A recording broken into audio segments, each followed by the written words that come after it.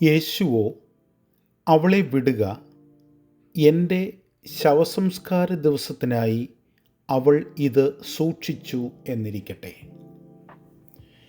യോഹന്നാൻ്റെ സുവിശേഷം 12-ാം അധ്യായം 1 മുതൽ 8 വരെയുള്ള വാക്യങ്ങളിൽ മാർത്തയുടെയും ലാസറിൻ്റെയും സഹോദരിയായ മറിയ യേശുവിൻ്റെ പാദങ്ങളിൽ വളരെ വിലകൂടിയ സുഗന്ധദ്രവ്യങ്ങൾ ഒഴിക്കുകയും അവളുടെ മുടി കൊണ്ട് തുടയ്ക്കുകയും ചെയ്യുന്നു.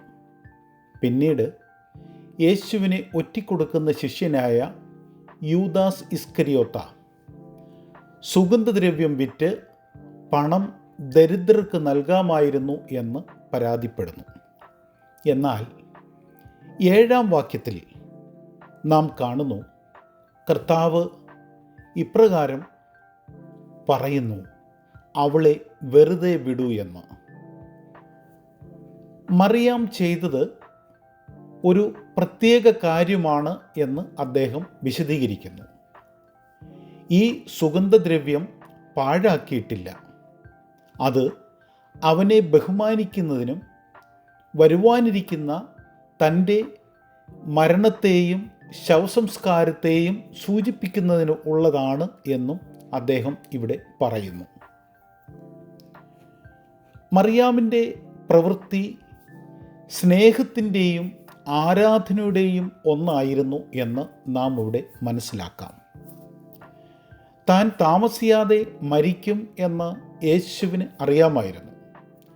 അതിനുള്ള ഒരു പ്രതീകാത്മകമായ തയ്യാറെടുപ്പായിട്ട് അവൻ ഇതിനെ കണ്ടു. ഈ വിധത്തിൽ അവനെ ബഹുമാനിക്കുന്നത് ആ നിമിഷം ചെയ്യേണ്ട കാര്യമാണ് എന്ന് കാണിച്ച് അദ്ദേഹം മറിയാമിനെ പ്രതിരോധിക്കുകയാണ് ചെയ്യുന്നത്. ഈ സുഗന്ധദ്രവ്യം വിറ്റ് ദരിദ്രർക്ക് കൊടുക്കേണ്ട കാര്യമില്ല എന്ന് യേശു പറയുകയായിരുന്നില്ല.